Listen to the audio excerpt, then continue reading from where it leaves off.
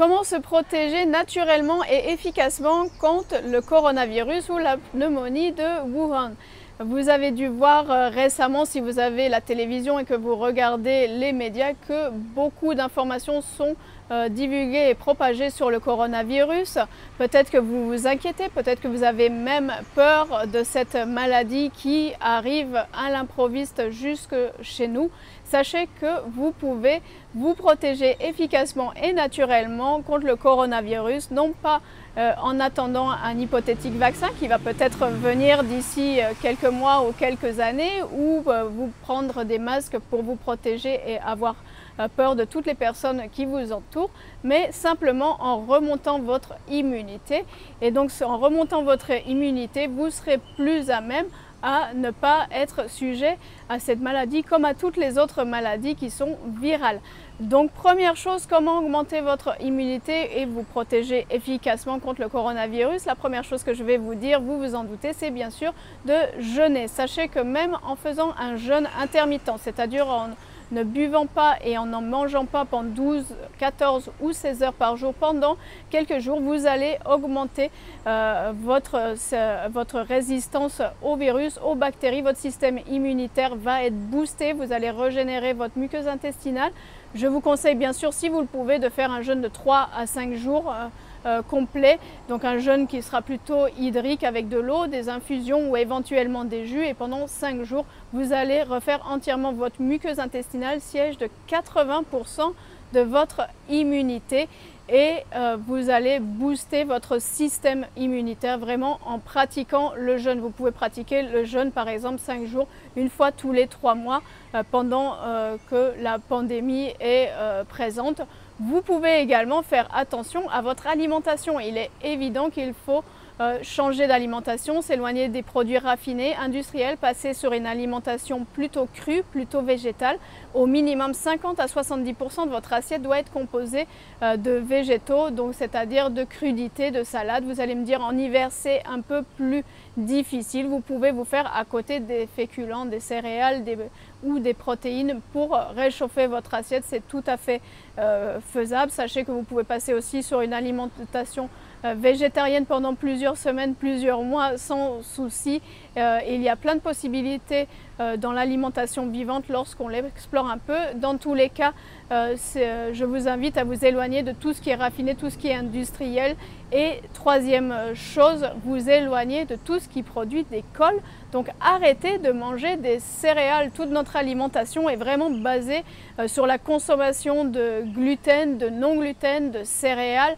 Tous les repas sont pratiquement faits de riz, de pain, de pâtes pour la plupart des personnes. Sachez que cela crée beaucoup de mucus, beaucoup de mucosité, de ce qu'on appelle des cols, des déchets colloïdes. Les déchets colloïdes vont se fixer sur les poumons et donc c'est très mauvais pour votre système pulmonaire. Sachez que les poumons sont le deuxième émonctoire après les intestins.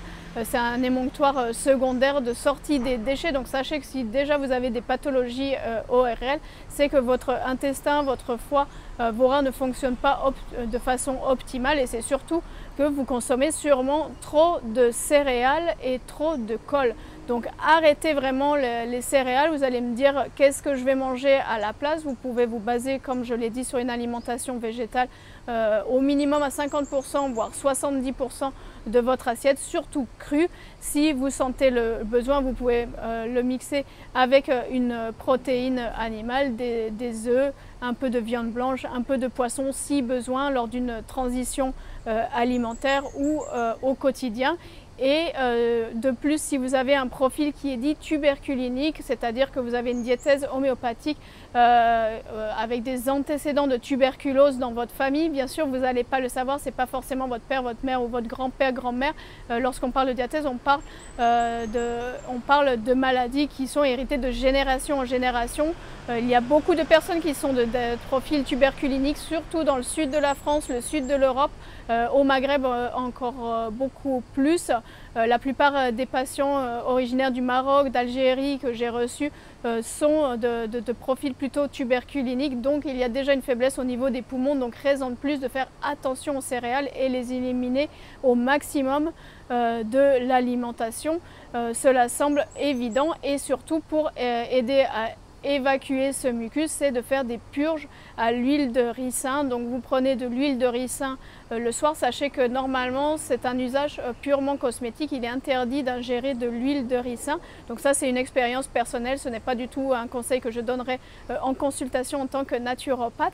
Donc vous pouvez prendre de l'huile de ricin si vous le souhaitez, après avoir lu différentes informations sur internet.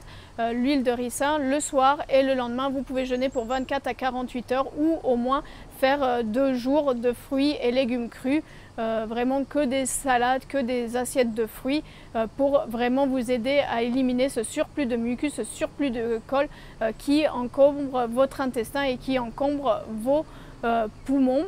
Pensez également à respirer profondément et à pratiquer la respiration consciente, parce qu'on élimine 90% des acides volatiles par les poumons et par la respiration. Donc ça, c'est très important aussi d'oxygéner vos poumons. Et quatrième chose que je vous recommande également, c'est de rester loin des antibiotiques, anti-inflammatoires, antistéroïdiens, tous les médicaments de la panoplie allopathique. Si vous pouvez vous en éloigner, faites-le, parce que vous réduisez votre immunité. Si vous devez suivre un traitement, pensez à refaire votre flore intestinale, bien sûr en consommant des végétaux, en prenant des jus de légumes, en prenant de bons probiotiques, en prenant de la L-glutamine pour refaire les jonctions serrées de votre intestin. Tout ceci peut vous être conseillé par un bon naturopathe, avec une cure que vous pourrez suivre pour renforcer votre système immunitaire. Et dernière chose, c'est par rapport à ce que l'on peut partager en médecine quantique, médecine énergétique, c'est par rapport aux vibrations des mots, vibrations des choses. Sachez que chaque chose, chaque maladie a une vibration très particulière, et il est conseillé de ne pas se mettre sur la vibration de cette maladie. Donc c'est-à-dire en écoutant beaucoup d'informations sur une maladie, en regardant les réseaux sociaux, vous allez recevoir beaucoup d'informations. Par exemple, j'ai reçu 5 messages de 5 personnes différentes qui ne se connaissent pas, qui ont soi-disant une amie qui est en Chine, qui a un message très important à délivrer par rapport à la pneumonie de Wuhan.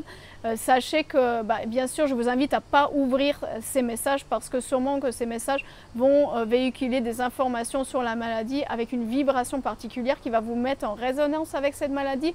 Évitez de regarder trop les informations. Évitez de vous connecter à la peur, à l'angoisse qui résonne autour de cette maladie, parce que sachez que dans la vie, que ce soit une maladie, que ce soit des problèmes, généralement on attire à soi ce que l'on redoute ou ce que l'on pense toute la journée. Donc c'est pour ça qu'on conseille généralement, lorsque vous vous réveillez le matin, connectez-vous à des choses positives, ce que vous voulez être, ce que vous voulez faire, plutôt que de penser aux problèmes ou penser ce à quoi vous avez peur, parce qu'on risque de l'attirer à soi.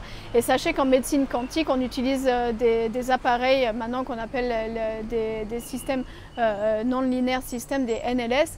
On traite par fréquence les maladies ou les faiblesses des organes. Donc sachez que tout est vibratoire, tout est onde, et donc il est conseillé d'éviter de se mettre sur la vibration de quelque chose que l'on ne veut pas avoir dans sa vie.